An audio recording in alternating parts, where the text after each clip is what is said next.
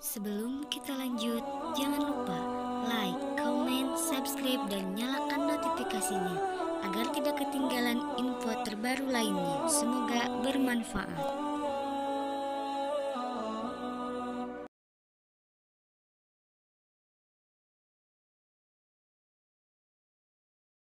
Semuanya serba lengkap. Kita dibahagiakan oleh Allah, kita diberi kesenangan, kita diberi kenikmatan. Kenapa kita nggak mau? Kenapa justru yang kita kejar itu surga yang ada makhluk yang aneh-aneh? Apalagi kalau pangerannya semua seperti Bang Suma. Oh Mama Emat. Allahu Akbar, Masya Allah. Aduh. Jadi itulah proses yang paling benar Islam Kristen ini adalah mari kita mundur selangkah untuk maju beberapa langkah ke depan. Apa itu? Mari kita menjadi Kristen dengan proses berpikir. Mari juga kita menjadi Islam dengan proses berpikir. Kita akan sampai kepada garis final. Apa yang akan terjadi setelah kita menggunakan akal dalam menapaki Quran, dalam menapaki Bible? Serahkan semuanya. Jangan sebut Tuhan yang umat Islam. Jangan sebut Allah. Jangan sebut Yesus. Tapi renungkan, teriakkan dalam hati. Wahai dikau pencipta langit dan bumi, beri aku petunjuk. Jika jalanku ini sudah benar, berikan aku pemikiran yang sehat.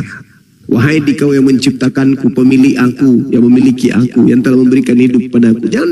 Jangan dulu sebut Tuhan Allah atau Yesus. Jangan. Karena Tuhan yang menciptakan kita, yang menciptakan Islam, yang menciptakan Kristen, itu adalah Tuhan yang maha mendengar, Tuhan yang maha melihat. Pasti itu. Karena pencipta langit dan bumi pasti maha kuasa, pasti maha mengetahui. Maka panggil aja dia. Jangan ke masjid, jangan ke gereja. Duduk, berpikir, renungkan, bangun tengah malam. Pada saat kita ke kantor, pada saat kita lagi duduk, renungkan. Apakah ini sudah benar? Kalau di Islam kan jelas tuh. Mereka ibadah. Allahu Akbar. Wahai dikau yang maha besar. Asyhadu an la ilaha illallah. Aku bersaksi tiada Tuhan selain Engkau. Wa asyhadu anna Muhammadar Rasulullah. Karena kita tidak mau taklid buta, karena kita tidak mau mengada-ngada, karena kita tidak mau asal-asalan, kita tidak mau doktrin dan dogma, maka harus ada wakil untuk dari langit ke bumi untuk mengajarkan manusia pedoman. Maka aku bersaksi bahwa yang menjadi pembawa pedomanku adalah Nabi Muhammad SAW. Hayya 'alas shalah. Mari kita tunduk sujud menyembah kepada Dia yang menciptakan kita. Hayya 'alal falah. Menuju kepada kemenangan. Itu. Nah, kita Islam, kami Islam tidak merujuk kepada satu objek. Tidak ada foto, tidak ada gambar, tidak ada patung, tidak ada wujud. Semata-mata kalbu, pikiran, hati. Tembus kepada Sang Pemilik Maha Mengetahui. Lihat, wahai Tuhanku, aku datang kepadamu menyatakan Engkau adalah Tuhan semesta alam. Kami tidak kemudian membayangkan ya Allahu Akbar, yang kami bayangkan matanya satu, hidungnya satu, ada perutnya, ada kakinya. Kami nggak membayangkan itu. Kenapa? Karena kami yakin bahwa pencipta langit dan bumi itu maha melihat, pencipta langit dan bumi itu maha mengetahui. Maka cukuplah kami niatkan, lalu kami ucapkan, lalu kami praktekkan dengan perbuatan. Tapi kalau di luar seperti Kristen, maaf nih, dia ke gereja, di situ ada patungnya, di rumahnya ada patungnya. Enggak semua Bang Suma. Iya, enggak semua, tapi ya hampir seluruhnya menggunakan data itu. Kalaupun mereka tidak mengatakan ada patung, ada foto, tapi kan manusia, wujudnya manusia, anak orang, sama aja pun. Sedangkan pencipta langit dan bumi mustahil punya keterbatasan. Makanya Al-Quran mengatakan Allaha sami'un alim. Sesungguhnya pencipta langit dan bumi itu maha mendengar, lagi maha mengetahui. Karena dia mengetahui, ngapain dia turun ke bumi? Karena dia maha mendengar, ngapain dia turun ke bumi? Cukup dia mengetahui, cukup dia mendengar. Bahkan dalam Al-Quran, sanurihim, Al-Quran menjelaskan bahwa Allah menjadikan dirinya diketahui oleh hamba ciptaannya dengan menitipkan apa yang dititipkan oleh Tuhan pencipta langit dan bumi kepada kita manusia untuk kita tahu tentang dirinya. Akal dan juga hati, ruh. Itu sekarang kalau kita lihat nih, kita lihat tangan, coba kita lihat tangan kita. Oh, ini daging. Ini daging nih, ini daging, ini tulang, ini kuku. Apalagi ini urat, ini bulu-bulu, ini lengan nih. Kita tahu. Tapi adakah yang tahu tentang roh? Gak ada. Padahal kita ini adalah roh itu sendiri. Roh itu sendiri. Tapi kita tidak tahu. Itulah yang dititipkan oleh Allah. Wahai manusia, kalau ingin engkau mengenali aku, maka kenallah dirimu. Nah, ini kita salahnya kita cari Tuhan itu. Mana Tuhan itu ya? Yang mana ya? Enggak bisa. Tuhan sudah menyatakan dirinya dalam diri kita. Apa itu roh? Manusia, roh kau kenali itu. Itulah serpihan cahaya dariku. Akalmu, itulah serpihan cahaya dariku. Bukan kau yang membuat akal itu. Aku yang membuatnya. Itulah bukti bahwa aku ada. Maka engkau akan sampai kepadaku jika engkau menggunakan dua alat ini untuk mencariku. Apa itu? Rohmu dan juga akalmu. Pakai dua serpihan cahaya itu. Maka engkau akan sampai. Makanya itu tadi, saudari, kalau saudara ke gereja misalnya nih ya, Tuhan Yesus dimuliakanlah namamu. Yesus dengar kagak? Enggak. Tapi kalau kami Allahu Akbar, Allahu Akbar. Duhai engkau yang maha mendengar, yang maha besar, dengar. Karena dia memang kan kalau teman-teman muslim juga salawatan itu kan semua kan dia juga menyebut-nyebut Nabi Muhammad. Ya. Muhammadku kan kayak gitu kan memuji juga. Salawat itu memuji Nabiullah. Bayangkan kalau tidak ada Nabi Muhammad, kita seperti anak yatim piatu di atas muka bumi ini, seperti seekor kera, tak ada petunjuk. Nabi Muhammad datang memberi petunjuk. Maka kita bersyukur Tuhan datang melalui nabinya mengajarkan cara kita untuk menghadap kepada dirinya. Bayangkan tuh, manusia adalah makhluk yang diberi kecerdasan intelijensi yang mantap, diberikan kemampuan untuk memilih baik dan buruk. Dan manusia itu memiliki kehendak bebas, free will. Kemudian manusia itu diuji, sakit, lapar, masalah keluarga, masalah ekonomi, masalah masyarakat, di pekerjaan, diuji kita. Lalu setelah kita diuji, kita diberi pilihan. Kamu mau menjadi jahat atau kau menjadi buruk, atau kau menjadi baik. Kalau menjadi baik, pakai tingkat intelijensimu. Mau menjadi jahat, pakai tingkat intelijensimu. Nah sekarang itu pilihan. Manusia, coba bayangkan. Lihat itu pesawat, beribu ton beratnya, baja. Tapi manusia saking hebatnya mampu melayangkan kemudian besi baja yang begitu berat antara negara satu dengan negara. Begitu hebatnya manusia itu. Jadi manusia ini adalah makhluk super yang bisa melakukan apapun sesuai dengan kemampuan logika akal yang dia punya. Akan tetapi celakanya kalau mereka tidak mendapatkan petunjuk. Sama nih, ada seorang profesor ketika dia SD tekun belajar. Kerjanya cuma menghitung matematika, kimia, fisika, habis waktu. SMP begitu lagi, SMA begitu lagi, S1 begitu lagi, S2 begitu lagi, S3 begitu lagi, S4 supervisor dia kemudian tak bisa lagi dia berjalan. Tinggal otaknya yang berpikir. Ketika orang datang bertanya, dia hanya bisa memberikan teori, tidak bisa lagi berpikir. Ilmu bermanfaat, tapi ketika dia mati, kemana dia pergi? Kenapa? Karena tidak ada berhubungan dengan Tuhan. Kenapa nggak ada yang bawa petunjuk? Tapi ketika Nabi Muhammad itu datang memberikan petunjuk kepada kita, ini yang harus kita lakukan hubungan kita kepada Allah, hablum minallah. Ini yang harus kita lakukan terhadap alam semesta, hablum minannas. Jelas itu. Maka berbahagialah kita umat Islam ini. Kenapa berbahagia? Karena ketika kita mengejar dunia, perintahnya ada. Kejarlah duniamu seakan-akan engkau hidup terus-menerus. Untuk apa? Untuk membantu yang lain, untuk bersedekah, untuk menafkahi dan seterusnya. Tapi ingat, kejarlah akhiratmu seakan-akan engkau mati esok pagi. Lengkap Islam itu. Kami sholat ada perintah, kami puasa ada perintah, kami begini ada perintah, kami begitu ada perintah. Nah kalau saudara Kristen ke gereja ada perintah nggak? Nyembah Yesus ada perintah nggak? Ibadah minggu ada perintah nggak? Nggak ada perintahnya. Jadi serba dibuat-buat. Kenapa?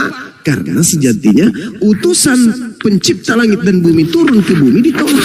Yesus datang hanya untuk Bani Israel, Musa datang hanya untuk Bani Israel, Daud hanya untuk Bani Israel, Yesus hanya untuk Bani Israel. Sementara kalian, kita ini bukan Bani Israel, maka siapa penolong kita?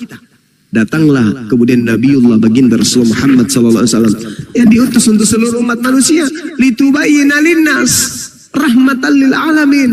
Beliau diutus untuk itu. Jadi sejatinya beliau diutus untuk seluruh umat manusia setelah dia datang dan sampai hari kiamat. Saudara-saudara menolaknya, malah mengikuti oknum yang tidak diajarkan untuk diikutin.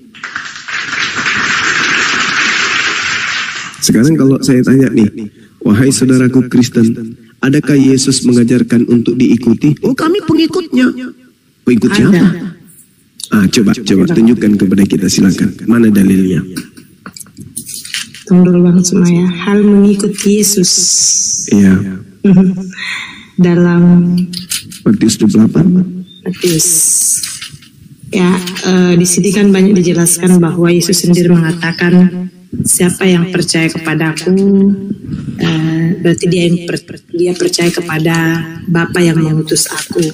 Bagus. Nah, di sini saya melihat bahwa teks ini mengatakan bahwa Yesus dan Bapa yang mengutus Yesus itu sendiri adalah satu kesatuan yang tidak bisa terpisahkan. Seperti itu. Misalnya gelas tidak akan bisa berfungsi kalau tidak ada air yang kita masukkan ke dalam gelas, ya. Jadi saya melihatnya seperti itu, Bang Suma. Terus soal hal mengikuti Yesus, ya jelas di dalam beberapa teks Alkitab bahwa ikutlah aku, ya barang siapa yang mengikut aku, dia harus memikul salibnya dan seterusnya.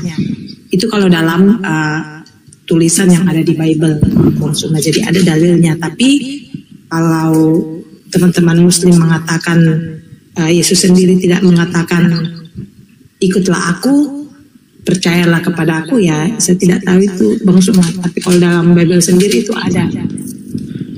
Oke. Baik. Jadi gini, kita ini orang Sulawesi, ya orang Indonesia lah pada umumnya, memiliki tingkat kecerdasan rata-rata kan ya. Ketika berbicara mengenai konsep kepercayaan, keyakinan, sejatinya kita harus mendudukkan perkara demi perkara pada tempatnya. Maksudnya gimana? Yesus datang sebagai guru. Di mana dia mengajar? Di kampusnya. Dia dosen bagi mahasiswa yang ada di kampusnya. Dia bukan dosen bagi mahasiswa yang ada di kampus lain. Apalagi menjadi murid orang-orang yang menjadi guru dari orang-orang yang datang 2000 tahun setelah dia pergi. Yesus mengatakan, aku diutus hanya kepada domba yang sesat dari Bani Israel. Sekarang apakah kita Bani Israel? Bukan. Loh, ucapan siapa yang mengatakan kalau dia diutus hanya untuk Bani Israel? Ucapan Yesus tertulis di mana? Matius 15:24. Aku diutus hanya kepada domba yang sesat dari umat Israel. Katanya tadi barang siapa yang percaya. Ucapan Yesus ketika dia berbicara, ucapannya itu hanya untuk Bani Israel. Orang yang nyamar-nyamar jadi pengikut akan percaya diri. SKSD. SKSD apa itu? Sok dekat, sok akrab. Padahal Yesusnya hanya berkata kepada Bani Israel. Aku diutus. Ketika dia mengatakan, aku berkata kepadamu, bukan berkata kepada di luar Bani Israel. Aku akan pergi ke rumah Bapa, karena di rumah Bapa banyak tempat untuk menyediakan untukmu. Untukmu, kamu. Bukan kepada yang di luar kamu. Makanya ketika ada seorang wanita Kanaan, wanita Samaria yang datang kepada Yesus, minta anaknya disembuhkan. Apa kata Yesus? Usir wanita itu. Dia mengikuti kita dengan teriak dari tadi. Tidak layak roti yang disediakan untuk anak diberikan kepada anjing. Kata Yesus dengan orang yang non-Yahudi yang bertemu dengannya. Orang yang hidup dengannya aja disebut anjing, bukan disebut domba. Apa kata wanita itu? Benar Tuhan, tapi bukankah anjing makan sampah yang jatuh dari meja tuannya? Apa kata Yesus? Besar imanmu ibu, benar imanmu ibu. Jadilah seperti apa yang engkau inginkan. Apa yang dibenarkan oleh Yesus di situ? Pengakuan wanita tadi kalau dia adalah anjing yang makan sampah dari meja tuannya. Sembuh nggak anaknya? Sembuh. Jadi pengikut nggak wanita itu? Tidak. Apatah lagi kita yang hidup di hari ini. Tapi bagaimana Kristen itu bisa bertahan? Karena Kristen menganggap bahwa Yesus sedang berbicara dengan dirinya. Itu kekeliruan, itu kekonyolan yang sangat luar biasa. Yesus mengatakan, begini Bang Suma, silakan. Ketika Yesus hadir dalam konteks Bani Israel, dia kan menegaskan tentang hukum-hukum Taurat yang sebelumnya dibawa oleh para nabi terdahulu. Dia menegaskan itu. Makanya Yesus sering dikatakan firman Allah itu sendiri, penyambung lidah Allah itu sendiri. Nah, ketika dia menyampaikan tentang hal kerajaan surga, bagaimana berbuat terhadap sesama di dalam konteks bangsa Yahudi. Nah, semua cerminan hidupnya, apa yang dia lakukan, itulah yang menjadi patokan dasar bagi para murid-muridnya untuk menceritakan kepada orang-orang di luar bangsa Yahudi. Sehingga ketika itu dikerjakan oleh para rasul, maka dalam kisah para rasul itu sendiri, banyak orang yang memberi diri untuk mau mendengar tentang Injil itu sendiri, tentang kabar baik yang dibawa oleh Yesus. Dan pada saat itu, dari orang yang mau mendengar, dari orang yang mau menerima cerita tentang Injil yang disampaikan oleh Yesus sendiri, itulah yang membuat orang datang dalam kisah para rasul di Antioquia sendiri, dan banyak orang dibaptis, sehingga disitulah pertama kali disebut sebagai Kristen. Memang Yesus sendiri tidak pernah mengeluarkan dari mulutnya bahwa ada kata Kristen atau lain, mengatakan bahwa kamu Kristen.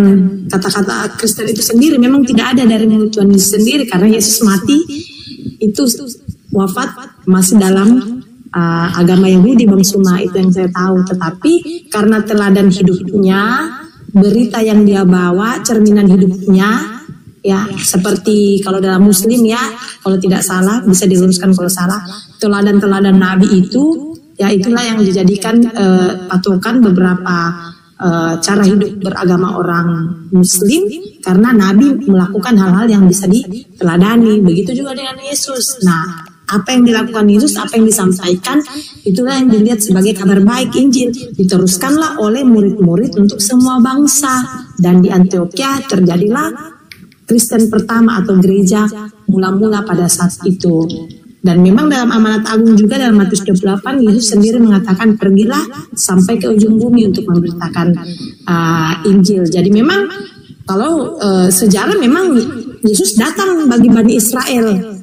Tetapi ketika murid-murid yang hidup sesama Yesus, Yohanes sendiri yang melihat bahwa oh memang Yesus ini orang yang suci, mengadakan mujizat, teladan, itulah yang diteruskan kepada orang di luar bangsa Israel. Sehingga saya secara pribadi memahami bahwa keselamatan itu tidak boleh hanya untuk orang Israel saja, tetapi kepada semua bangsa. Iya. Begitu Bang Suma. Baik, jadi gini. Ketika Yesus itu datang, dia tidak pernah mencederai firman Tuhan yang diterimanya. Kalau kedudukannya hanya rasul, dan rasul. Dia hanya utusan Tuhan. Kesaksiannya pun sebagai kesaksian seorang rasul. Yohanes 5 nomor 36, ada kesaksianku yang lebih penting dari kesaksian Yohanes Pembaptis, bahwa seluruh mujizat yang aku lakukan, mujizat itu yang bersaksi tentang aku bahwa Bapa yang telah mengutus aku. Yesus hanya untuk Bani Israel, itu pengakuan dari mulutnya. Nah, sebelum hadirnya Kristen, adakah pesan-pesan atau wasiat-wasiat yang kemudian menjadi pamungkas pengajaran Yesus kepada Bani Israel muridnya? Ada. Di antaranya, Yesus berpesan agar waspada kepada penyesat. Ini Kristen belum datang nih. Paulus belum muncul. Paulus nanti muncul di tahun 50-an. Apa kata Yesus di antara tahun 30 sampai tahun 33? Waspadalah kepada penyesat yang datang kepadamu dengan memakai namaku dan berkata akulah Kristus. Mereka akan menyesatkan banyak orang. Ini ucapan Yesus sebagai dosen kepada mahasiswa di dalam kampusnya. Kristen ada gak di situ? Enggak. Antioquia itu Paulus. Lalu kemudian murid-muridnya diberi petuah, diberi kemudian nasihat. Waspada. Loh, kok waspada kepada siapa, guru? Waspada kepada penyesat. Penyesat ini tanda-tandanya apa? Memakai namaku.